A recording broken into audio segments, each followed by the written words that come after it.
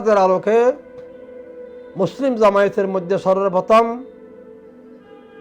হজ এর মৌসুম, তারপর মদিনা শরীফ জাহিরিন আশিকিনদের মৌসুম, তারপর বাগদাদ শরীফ জাহিরিন আশিকিনদের মিলন মেলা, তারপর আজমির শরীফ জাহিরিন আশিকিনদের অবস্থান, তারপর মেজবান্ডার দরবার শরীফে ওরসসমূহকে ঐতিহাসিকরা আপন আপন গবেষণা লিখে গেছেন। আল্লাহ পাক রব্বুল আলামিন হাকামুল হাকিমিন সকল আশিকিনদের খেদমতে আমার সালাম রহিল। আসসালামু আলাইকুম ওয়া রাহমাতুল্লাহি ওয়া বারাকাতুহু। অদ্য 9/12/2025 ইসাব্দে ফরহাদাবাদী মেজবান্ডারি খানেকা শরীফ থেকে হুজুর গৌসুল আজম মেজবান্ডারির দরবারের একটা ইতিহাস আপনাদের কাছে পৌঁছায় দিতে চাই। এই ইতিহাসটা কোরআন শরীফের সূরা ইউসুফের 3 নম্বর আয়াত, আউযু বিল্লাহি মিনাশ শাইতানির রাজিম, বিসমিল্লাহির রহমানির রহিম, নাহানু নাকুসু আলাইকা আহসানাল কাসাস বিমা আওহাইনা ইলাইকা হাযাল কুরআন। অর্থাৎ আল্লাহ পাক বলেন, হে নবী, বাবার্থ বলছি, হে নবী, আমি আপনার নিকট উত্তম কাহিনী বর্ণনা করতেছি ওহীর মাধ্যমে তোমার নিকট এই কোরআন প্রেরণ করিয়া। এখানে আহসানাল কাসাস উত্তম কাহিনী আমাদের জন্য যা কোরআনে আছে এটা তো হেদায়েতের উৎস, এটা শরীয়ত তরিকত হাকিকতের মারফতের গোল রহস্য গবেষণা করলে এই আয়াতের ইশারাতুন নাস দালালাতুন নাস অনুযায়ী সমস্ত উলিল আমর তথা আউলিয়া কেরামের জীবন দর্শন আমাদের জন্য খুবই অনুকরণীয়। ওদের যে ইতিহাস হোক না কেন, আমরা গভীরভাবে গবেষণা করলে, ফিকির করলে ওখানে কোরআন সুন্নাহর নির্দেশ অনুযায়ী রুহানি আলো পাওয়া যায়। তাই আজকে ইমামুল আউলিয়া ওয়াত তরিকত গৌসুল আজম মেজবান্ডারির বেসালের 17 দিন পূর্বে ওনার এই বাইফুত শাহ সফি সৈয়দ মৌলানা আব্দুল করিম আল হাসানি ওয়াল হুসাইন আল মেজবান্ডারির আওলাদ জনাব বেলায়েত মা মিয়া মোহাম্মদ হাশেম সাহেব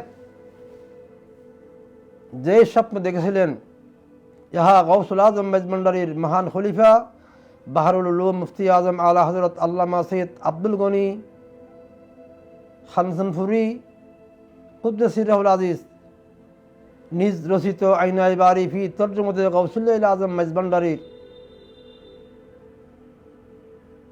দ্বিতীয় প্রকাশ 268 পৃষ্ঠা থেকে আমি আপনাদের খেদমতে পাঠ করে শোনাচ্ছি।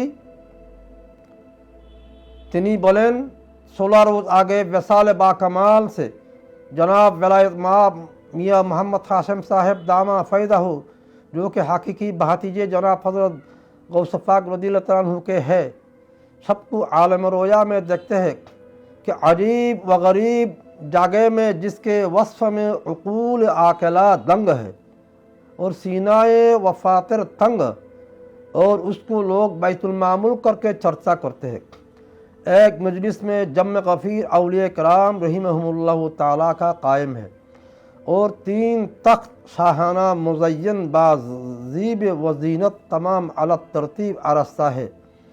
उनमें से दरमियान के तख्त पर हज़रत गौस पाक रज़ियल्लाहु तआला अन्हु जलवा फरमाए अंजुमन है और दाहिने तरफ के शरीर पर हज़रत रूहुल आरिफीन सुल्तानुल माशूकीन मौलाना शाह सैयद गुलाम रहमान साहिब क़िबला ला ज़ाला शम्सा फ़यूदहु तालिआ रौनक अफरोज़ है, और बाई जानिब के औ रंग पर जनाब वलायत माआब सर दफ्तर आशिकीन मौलाना शाह सैयद আমিনুল হক উদ্দিন साहिब क़िबला क़ुद्दिसा सिर्रुहु रब्बुल आलमीन तशरीफ़ रखते हैं।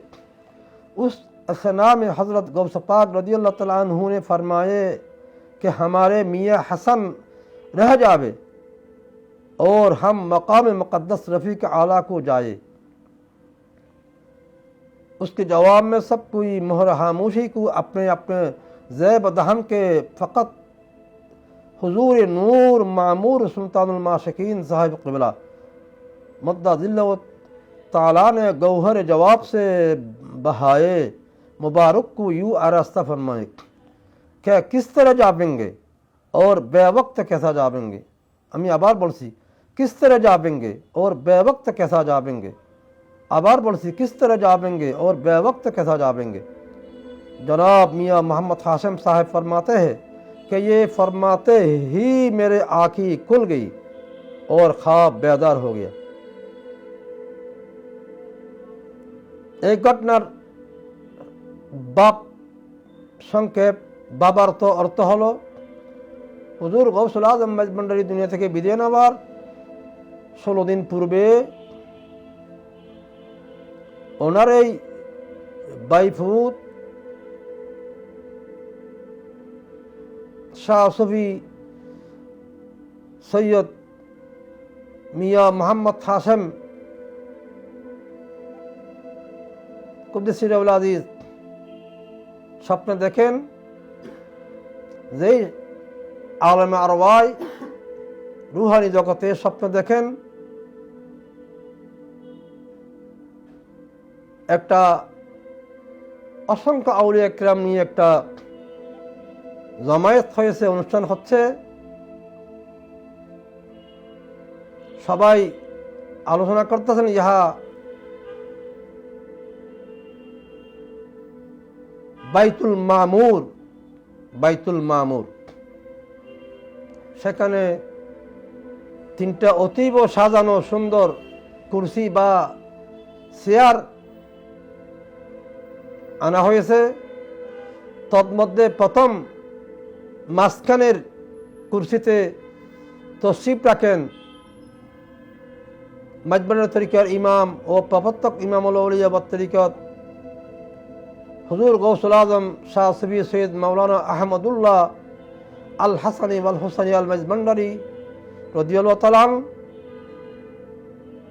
এবং ডানের কুরসিতে তশরিফ রাখেন হযরত রুহুল আরিফিন সুলতানুল মাশরিকিন মাওলানা শাহ সৈয়দ গোলামুর রহমান সিবিলা কুদ্দুস রুহুল আজিজ, যিনি আশেক এবং প্রেমিকদের মাঝে গৌসুল আজম বা ভান্ডারী হিসেবে পরিচিত,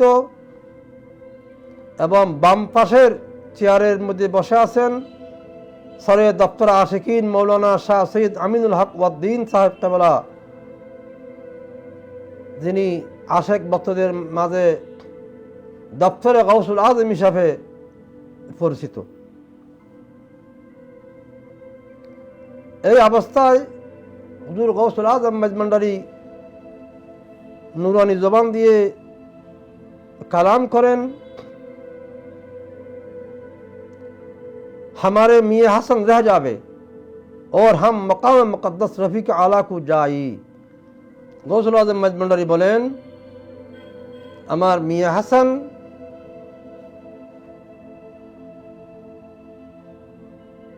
দুনিয়াতে থাকবে, আমি মকামে মুक़দ্দস রফিক আলা কো যাই, আমি মকাম মুक़দ্দস রফিক আলা তথা আল্লাহর দরবারে চলে যাব। এই বাণী শোনার পর সেই রুহানি জগতের ওলিয়াল্লাহদের অনুষ্ঠানে সব ওলিয়াল্লাহ নীরবতা পালন করলেন, কিন্তু হুজুর নূর মামুর সুলতানুল মাশিকিন সাহেব क़िबला অর্থাৎ আশিকিনদের গবেষণায় যাকে আমরা গৌসুল আজম বা ভান্ডারী বলে থাকি, তিনি নুরানি জবানে বললেন, কিস তরে যাবেঙ্গে और बेवक्त कैसा जाबेंगे, কিভাবে যাবেন, অসময়ে কেন যাবেন। অর্থাৎ এটা একটা প্রেমের কথা। মাসুক চলে যাবে এটা যখন বললেন, আশেক তো বরদাস্ত করতে পারেন নাই। গৌসুল আজম বা ভান্ডারী তো মহান আশেক, আপন মুর্শিদ এবং বড় আব্বা গৌসুল আজম ভান্ডারীর নুরানি কদমে। বেওয়াক্ত কেসা যাবেঙ্গে, এখান থেকে কোনো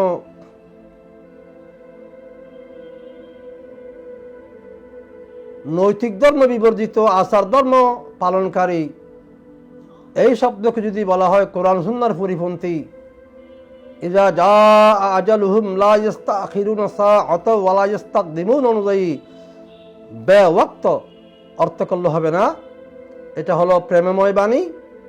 গৌসুল আজম বা ভান্ডারী জানেন বেসালের টাইম হয়েছে, চলে যাবে, তবুও প্রেমের ব্যথা উনি এটা বললেন। এটা কোনো কোরআনের এই আয়াতের কোনো বিপরীত নয়। অনেক সময় যেমন শব্দ উল্লেখ করা হয়, সেন্টেন্স উল্লেখ করা হয়, সেই অনুযায়ী অর্থ নেওয়া হয় না, এর রূপক অর্থ, মূল অর্থ নিতে হয়। তাই মুনকেরিনে মাইজ ভান্ডারীর দৃষ্টিগোচর করতেছি, এটা বেওয়াক্ত কেসা যাবেঙ্গে, এটা ইজা জা আজালুহুমের বিপরীত মনে করবেন না। এটা বলাগত ফাসাহাত বুঝতে হবে। যেমন গাড়ির কন্ট্রাক্টর বলে মুরাদপুর নাই, শাহবাগ নাই, মিরপুর নাই, এখানে মিরপুর নাই, মুরাদপুর নাই, শাহবাগ নাই, এই অর্থ নিতে পারবেন না।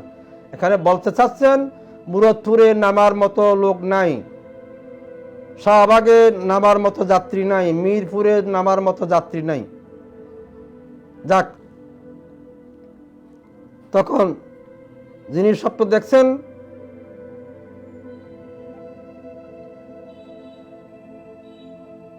মিয়া মোহাম্মদ হাশেম, আশেকের দৃষ্টিতে হাশেম বাবাজান কেবলা বলতেছেন, ইহা শোনার পর আমার স্বপ্ন ভেঙে গেছে, আমি ঘুম থেকে জাগরণ হয়ে গেছি। আমি এখান থেকে বলতে চাচ্ছি, আল্লাহর আউলিয়া ইকরাম দুনিয়া থেকে যাওয়ার আগে যেভাবে ইশারা ইঙ্গিতে খাবের মাধ্যমে বলে থাকেন, এবং দুনিয়াতে তশরিফ আনার আগেও তাদের শুভ সংবাদ আল্লাহ পাক রব্বুল আলামিন খাবের মাধ্যমে বিভিন্ন জনকে দিয়ে থাকেন। এই তিন মহান ওলি আল্লাহ দুনিয়ায় তশরিফ আনার পূর্বে গৌসুল আজম ভান্ডারীর আব্বা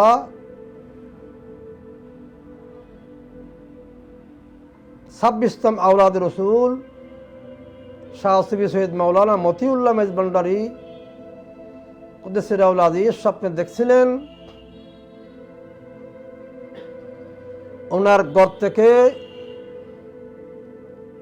তিনটা মহান নক্ষত্র বা আলোময় জ্যোতি বের হয়ে সমস্ত পৃথিবীকে আলোকিত করতেছে। ওই স্বপ্নের ব্যাখ্যা যে করেছিলেন ওনার এই বন্ধু জনাব মাওলানা আব্দুল হাদী রহমতুল্লাহ আলাইহি স্থানীয়, সেই ব্যাখ্যা অনুযায়ী এই তিনজন মহান ওলি আল্লাহ আজকে সমগ্র পৃথিবীতে মেজবানের তরিকার চর্চা, এই মহান ওলি আল্লাহ এবং মহান ওলি আল্লাহদের খলিফা, তাদের আওলাদের মাধ্যমে আমরা দেখতে পাচ্ছি। ইসলামের বিশুদ্ধ আকীদা, আহলে বেদাতের বিপরীত মাসলাক আহলে সুন্নাতের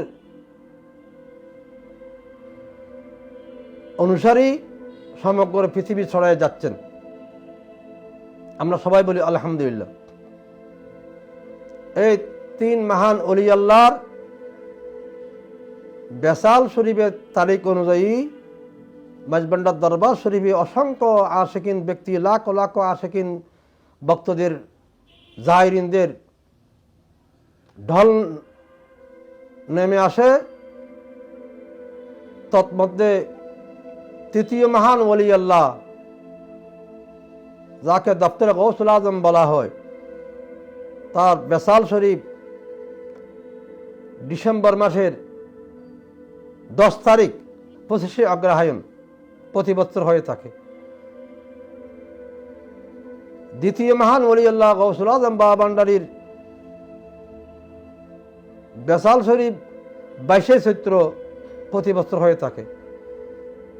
মাঝবান্ডার তরিকার সরাফতের স্থপতি, তরিকার ইমাম গৌসুল আজম মাঝবান্ডারীর বেসাল শরীফকে কেন্দ্র করে 10ই মাঘ প্রতি বছর লাখ লাখ মানুষের জামায়াত হয়।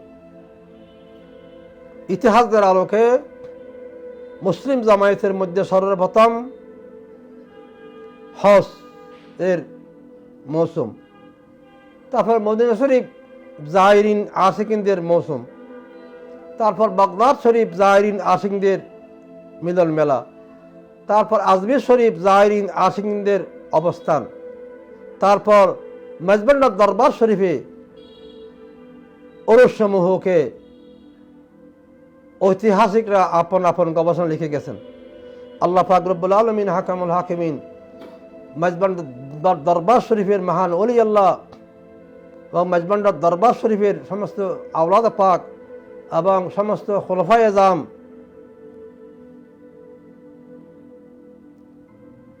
মাসলাক আহলে সুন্নাত ওয়াল জামাতের নিরিখে যে খেদমত করে যাচ্ছেন, যুগে যুগে অতীতেও মানুষ তাদেরকে কবুল করেছেন, এখনো করতেছেন, কিয়ামত পর্যন্ত করতে থাকবেন। তাই কে কি বলে এটা আমাদের শোনার দরকার নাই। আমরা আমাদের গতিতে, আমাদের ইতিহাস, আমাদের দিক নির্দেশনা, আমাদের ঐতিহ্য আমরা জাতির কাছে পৌঁছানোর চেষ্টা করব। আমি অদম গুনাহগার, শুকরিয়া আদায় করছি এই সমস্ত আলোচনা এবং লেখার ব্যাপারে আমার পীর মুর্শিদ গৌসুজ্জামান শাহ আসফি সৈয়দ মাওলানা আল্লামা মুফতি ফয়জুল ইসলাম আল ফরহাদাবাদী সিরাউল আজিজ, যিনি আমাকে দোয়া এবং দয়া করেছেন, ওনার খেদমতে শুকরিয়া আদায় করি। এবং ওনার এই বড় শাহজাদা বিশিষ্ট গবেষক মৌলবী লুৎফুল হক রহমতুল্লাহ আলাই, তিনি আমাকে দোয়া এবং দয়া করেছেন, তার খেদমতে শুকরিয়া আদায় করি। এবং বর্তমান আমার বাবাজান কেবলা গৌসুজ্জামান ফয়েজ মাওলার আওলাদদের মধ্যে মনোনীত সাজ্জাদা নশীন রাহনুমায়ে শরীয়ত ও তরিকত শাহ সুফি আল্লামা মুফতি সৈয়দ মোজাম্মেল হক আল ফরহাদাবাদী খেদমতে অশেষ শুকরিয়া আদায় করছি, যিনি আমাকে ওনার সিলসিলার আকাবেরদের নির্দেশে আমাকে খেলাফত এবং বায়াত করার অনুমতি দিয়ে ধন্য করেছেন। আল্লাহ পাক রব্বুল আলামিন হাকামুল হাকিম ফরহাদাবাদ দরবার শরীফের এই মহান সাজ্জাদা নশীন হায়াত দারাজ করুক। এবং আমরা যেখানে থাকি না কেন, আমরা সুন্নিয়তের জন্য আমরা এক ছিলাম, এক আছি, এক থাকব, ইহা বলে আমি আমার সংক্ষিপ্ত আলোচনা শেষ করছি। আসসালামু আলাইকুম ওয়া রাহমাতুল্লাহি ওয়া বারাকাতুহু।